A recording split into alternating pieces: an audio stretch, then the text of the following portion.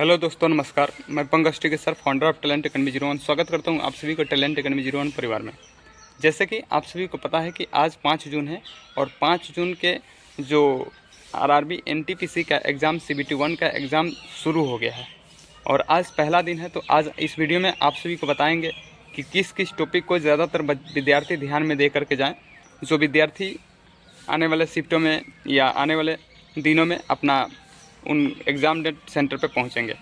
तो और इस वीडियो में आप सभी को यह भी बताऊंगा कि कितने विद्यार्थी अब्सेंट हो रहे हैं, क्या एक एवरेज रेशियो है जिसमें से 5 जून का जो विद्यार्थी सेंटर पे गए थे तो कितने अब्सेंट की संख्या क्या है। उससे यह फ़ायदा मिलेगा कि जो विद्यार्थी एनटीपीसी का ग्रेड 1 पे यानी जो इंटर लेवल वाले विद्यार्थी हैं उनको एक एवरेज डाटा मिल जाएगा कि कितने विद्यार्थी अब्सेंट हो रहे हैं। ठीक है, तो आइए मैं आप सभी को उसका रिव्यू देता हूँ, एनालिसिस करता हूँ। ठीक है, तो मेरे दोस्त, आप सभी को पता है कि सबसे पहले अगर हम सिलेबस की बात कर लेते हैं एनटीपीसी सिलेबस की, तो एनटीपीसी सिलेबस में 100 क्वेश्चंस आएंगे और 100 क्वेश्चंस में 30 क्वेश्चंस मैथ करेंगे, 30 क्वेश्चंस रीजनिंग करेंगे और 40 क्वेश्चंस जिसमें जीके जीएस और साइंस और करंट अफेयर्स पूछा जाएगा। तो हम एक एक करके आप सभी को सब्जेक्ट का एक सब्जेक्ट का एनालिसिस बता दे रहे हैं। सबसे पहले मेरे दोस्त मैथ को लेकर के चलता हूँ। मैथ में मेरे दोस्त अगर देखा जाए तो 30 क्वेश्चंस आए थे और 30 क्वेश्चंस में अगर विद्यार्थी अगर बनाना चाहेंगे तो निश्चित तौर पे 26-27 क्वेश्चंस बना लेंगे। बिल्कुल, अगर एवरेज कैंडिडेट की बात करते हैं, जो लोग एवरेज हैं पढ़ने लिखने में, पढ़े हैं कुछ, तो वे लोग 25 अच्छे से बना लेंगे और जो लोग अगर थोड़ा सा स्मार्ट हैं, टैलेंट है, तो वे लोग 27-28 बना लेंगे। इसमें दो राय नहीं है। ठीक है, हाँ। अब बात क्या है कि सर कौन जो जिसका आगे जो स्टूडेंटों का परीक्षा है उनको कौन कौन से चैप्टर को ध्यान में रख करके जाए। तो सबसे पहले मेरे दोस्त प्रॉफिट लॉस चैप्टर जो है वह चैप्टर है वह काफ़ी ट्रेंडिंग में चल रहा है और प्रॉफिट लॉस से 4 क्वेश्चंस आ रहे हैं। मैक्सिमम 4 क्वेश्चंस आ रहे हैं, मिनिमम 3 क्वेश्चंस देखने को मिल रहे हैं, दोनों शिफ्ट में देखने को मिल रहा है। तो यानी कहने का मतलब है कि अगर 4 क्वेश्चंस वहाँ से ले रहे हैं प्रॉफिट और लॉस और वहाँ पे डिस्काउंट है, तो प्रॉफिट लॉस से ज़्यादा वेटेज डिस्काउंट को दीजिएगा, जिसमें x + y - xy/100 जो फार्मूला होता है। ठीक है, तो सब्सक्रिप्टिव वाला उसको थोड़ा सा उस पर क्वेश्चंस आप लोग लगा के जाइएगा। ठीक है, पहला चैप्टर हो गया। दूसरा चैप्टर जो है सिंप्लीफिकेशन है, वहाँ से भी 2-3 क्वेश्चंस आ रहे हैं, तो 4-3-7 हो जाएंगे क्वेश्चन। और 7 क्वेश्चन जो आ रहे हैं, 6-7 क्वेश्चंस ऐसे हैं जो क्वेश्चंस ये एडवांस से पूछे जा रहे हैं। एडवांस से 600 क्वेश्चन आ रहे हैं। ठीक है, एडवांस में आप सभी को पता ही है कि कौन कौन से चैप्टर है। ज्यामिति थोड़ा सा देख करके जाइएगा, जिसमें मेंसुरेशन आता है, और ये ज्यामिति वाला, वही 2 चैप्टर ज़्यादातर क्वेश्चन वहीं से पूछे जाते हैं। वे 2 चैप्टर आप लोग पढ़ के जाइएगा और ट्रिग्नोमेट्री से भी क्वेश्चन पढ़ के जाइएगा, क्योंकि उससे भी देखने को मिल रहा है। ठीक है, 3 क्वेश्चन पढ़ के जाइए और 3 चैप्टर पढ़ के जाइए और अच्छा स्कोर करेंगे। अब आते हैं कि जो बच गए चैप्टर कौन कौन से हैं। तो जितने अर्थमेटिक्स के चैप्टर है, जैसे टाइम एंड वर्क हो गया, रेशियो हो गया, एवरेज हो जाएगा, एलसीएम हो जाएगा, सीआई हो जाएगा, एसआई हो जाएगा, ये जितना चैप्टर हमने बताया है, इस चैप्टर को आप सभी लोग थोड़ा सा देख करके जाइएगा। ठीक है, जिसका आगे आने वाला शिफ्टों में पेपर होगा।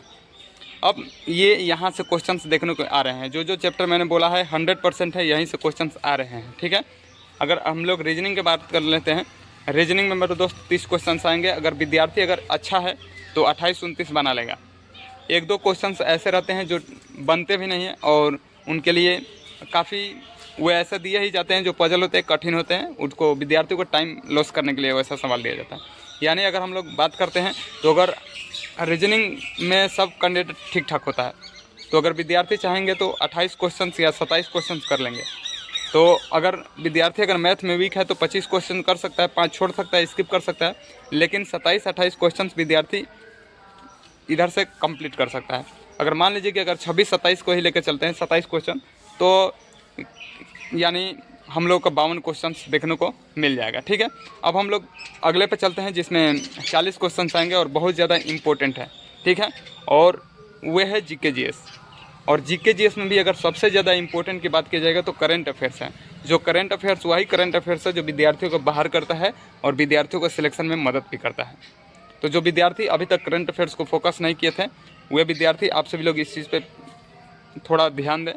ठीक है, अब मैं उसको बता दूंगा कि कौन कौन से कहाँ से प्रीवियस अभी जो पेपर हुआ था उसमें कहाँ से क्वेश्चन पूछे थे। तो 40 क्वेश्चन जो आ रहे हैं उसमें से 8 या 9 क्वेश्चन ऐसे हैं जो करंट अफेयर्स हैं। ठीक है, करेंट अफेयर्स को मेरे दोस्त पढ़ के जाइए। अब जितने मान लीजिए कि 21-22 जो प्रश्न 21-22 नहीं सॉरी 32 और 33 जो क्वेश्चन बच रहे हैं उसमें हिस्ट्री है, पॉलिटी है, इकोनॉमिक्स है और जियोग्राफी है। तो पॉलिटी का भी वेटेज ठीक ठाक रहा है और हिस्ट्री का भी वेटेज ठीक ठाक है। तो यानी सभी में अगर एक रेशियो देखा जाएगा तो 7-8 7-8 कर करके और सभी में इस तरह से क्वेश्चन आ रहे हैं। ठीक है, जैसे हिस्ट्री से भी 8 क्वेश्चन 7 क्वेश्चन आ रहे हैं, पॉलिटी से भी 6-7 क्वेश्चन आ रहे हैं, इकोनॉमिक्स से भी 5-6 क्वेश्चन आ रहे थे और करंट अफेयर से 9 क्वेश्चन आ रहे हैं और एक जियोग्राफी है जहाँ से क्वेश्चन 6-7 आ रहे हैं। तो यानी इस तरह से क्वेश्चन इस टॉपिक से आ रहे हैं। थोड़ा सा इस चीज़ को देख लीजिएगा। ठीक है, आइए हम थोड़ा सा कुछ क्वेश्चन का बता देते हैं। जैसे मैथ का तो क्वेश्चन आप सभी को पता ही है कि याद नहीं रहता है विद्यार्थियों का, और रीजनिंग का सेम कंडीशन रहता है। लेकिन थोड़ा सा ये टॉपिक को अगर आप लोग देख के जाएंगे जीएस में तो आप लोग अच्छा स्कोर कर लेंगे। ठीक है, देखिए एक क्वेश्चन पूछा है कि साबरमती नदी का उद्गम कहाँ से होता है। तो मेरे दोस्त आप सभी लोग ये साबरमती का तो आप लोग सर्च मारिएगा, लेकिन सबसे पहली बात कि ये जो टॉपिक है ना नदियों का उद्गम, उस टॉपिक को थोड़ा सा आप लोग क्लियर करके जाइए जिसका नेक्स्ट डे है।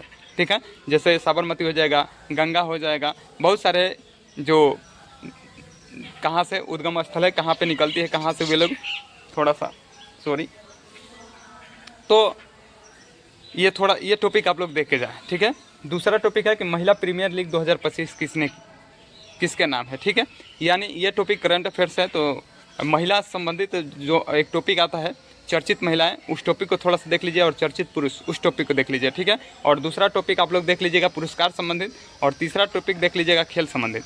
ठीक है, और चौथा टॉपिक आप सभी लोग देख लीजिएगा पुरस्कार हो जाएगा, खेल संबंधित हो जाएगा, और ये चर्चित महिला प्रसिद्ध पुरुष भी देख लीजिएगा। ठीक है, और पांचवा टॉपिक रहेगा कौन क्या कहाँ से। ठीक है, तो कौन क्या है थोड़ा सा उस चीज़ को देख लीजिएगा। ये 5 टॉपिक अगर करंट अफेयर्स पढ़ के जाइएगा, ठीक है, हाँ, आपको अच्छा लाभ मिलेगा।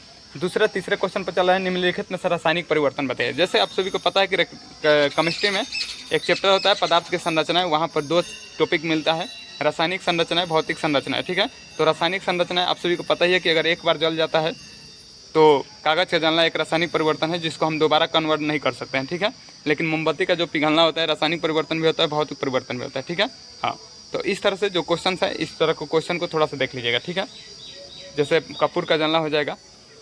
अब देखिए एक विद्यार्थी इसने एक गुप्त काल में भक्ति क्या है, यानी गुप्त काल के जो टॉपिक हैं, गुप्त काल जिसको हम स्वर्ण काल कहते हैं, उस टॉपिक को आप सभी लोग देख के जाइए। बहुत ज़्यादा इंपॉर्टेंट टॉपिक है गुप्त काल, तो उस टॉपिक को आप सभी लोग देख लीजिएगा। फुल फार्म भी थोड़ा सा आ रहे हैं, 1-2 फुल फार्म आप लोग देख लीजिएगा। FTP का फुल फार्म पूछ रहा है। ठीक है, तो ये थोड़ा सा देख लीजिएगा।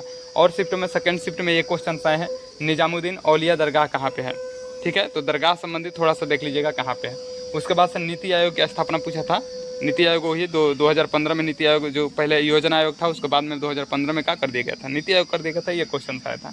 गंगा की सहायक नदियाँ देखिए दोबारा पूछ दिया, उधर उसका उद्गम स्थल पूछा था और इधर आपको गंगा की सहायक नदियाँ पूछ दिया। यानी नदी संबंधित जो टॉपिक है उसको थोड़ा सा पढ़ के दिया। फिर क्वेश्चन पूछा है राष्ट्रपति को क्षमादान की शक्ति किसमें है। आप सभी को पता है कि आर्टिकल किसमें है, आर्टिकल 61 में महाभियोग है, यानी 72 में है, आर्टिकल 72 में क्षमादान की शक्ति है। ठीक है, तो ऐसे आर्टिकल आप लोग जो इम्पोर्टेंट है उसको पढ़ लीजिएगा। अगर आप बात करते हैं इम्पोर्टेंट की तो 5 देख लीजिएगा, एक देख लीजिएगा, 5 देख लीजिएगा। उसके बाद से आगे चलेंगे तो 14, 15, 16, 17 देख लीजिएगा। उसके आगे अगर हम लोग चलेंगे तो 32 देख लीजिएगा, और 32 के आगे चलेंगे तो 48 देख लीजिएगा, और 51 देख लीजिएगा, 51 से लेकर के और 63 तक देख लीजिएगा। उसके बाद से फिर 72, 74 देख लीजिएगा। उसके बाद से 80, 81, 79 देख लीजिएगा।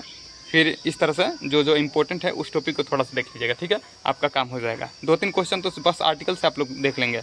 470 जो आर्टिकल है, यानी 395 पहले थे और वर्तमान में 470 या 68 हुए हैं। थोड़ा सा उस टॉपिक को देख लीजिए। फिर क्वेश्चन पूछा है कोशिका का अध्ययन क्या कहलाता है। थोड़ा सा इस टॉपिक को इग्नोर मत करिएगा क्योंकि ये फिक्स है।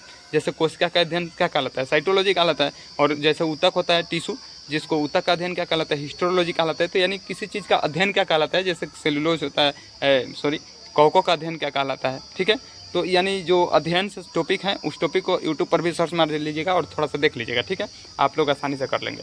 आगे चलते हैं और क्वेश्चन देख लेते हैं। देखिए कुछ क्वेश्चन दे अभी बोला ना, देखिए यहाँ पर देखिए मैं दिखा देता हूँ। लिखा है कि अनुच्छेद 32 संवैधानिक उपचारों से पूछा है। तो मैंने अभी इससे पहले बोला और बाद में हमने देखा तो यह भी है। ठीक है, तो 32 वाला भी आर्टिकल पूछ रहा है।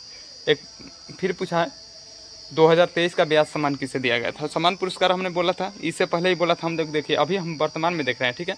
फिर मानवाधिकार का अध्यक्ष पूछा था, असम का राज्यपाल पूछ दिया था, ठीक है। तो सीएम और राज्यपाल थोड़ा सा देख लीजिएगा कौन क्या है, आप सभी को पता, हमने बोल दिया, उसमें देख सकते हैं। पीएम जनधन योजना को कभी इग्नोर मत करिएगा, ठीक है, क्योंकि योजना प्रधानमंत्री जो नरेंद्र मोदी जी बने हैं, ये काफ़ी सारे योजना लॉन्च किए हैं, तो बहुत इंपॉर्टेंट टॉपिक बन जाता है, ठीक है। तो ये सारे टॉपिक जो मैंने बताए हैं यही क्वेश्चंस आ रहे हैं, और उतना हार्ड और नहीं है, ठीक है। जो लोग अगर विद्यार्थी इस पे काम किए हैं तो निश्चित तौर पे वे अच्छा स्कोर करेंगे। अगर हम बात करते हैं थोड़ा सा, अगर कट ऑफ की बात कर लेते हैं, उसकी तरफ थोड़ा सा हम गाइड करना चाहते हैं। तो मिनिमम अगर विद्यार्थी अगर स्कोर करना चाहता है तो 80 से 85 के बीच में अगर स्कोर करता है विद्यार्थी, कोई जो NTPC का CBT 1 अगर क्वालिफाई करना चाहता है, तो वह 80 से 85 क्वेश्चन अटेम्प्ट करे, जिसमें से अगर उसका क्वेश्चन अगर 65 से लेकर के 70 के बीच में अगर सही हो जाता है तो वह CBT 1 को क्वालिफाई कर देगा ईजी तरीके से। उसमें नो डाउट किसी भी तरह का कोई दिक्कत नहीं रहेगा।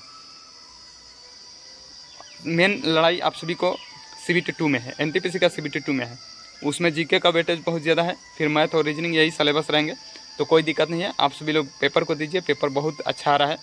और अगर हम लोग बात करते हैं कि कितने अब्सेंट विद्यार्थी हो रहे हैं, तो यानी 100% में अगर देखा जाएगा, जैसे मान लीजिए कि अगर 56 लाख विद्यार्थी NTPC को ग्रेजुएट लेवल फार्म भरे थे, जिसमें से 30% 40% कैंडिडेट अब्सेंट हो रहे हैं, 60% विद्यार्थी ऐसे हैं जो सेंटर पे पहुंच करके पेपर दे रहे हैं, ठीक है। तो यानी अगर हम लोग उसमें से 30% 40% निकाल देते हैं तो 56 का आधा हो जाएगा, मान लीजिए कि 25 27 और 28 और 28 में और, यानी टोटल अगर हम बात करते हैं तो 35 से 40 लाख ही कैंडिडेट इस बार पेपर दे रहे हैं, देंगे, ठीक है।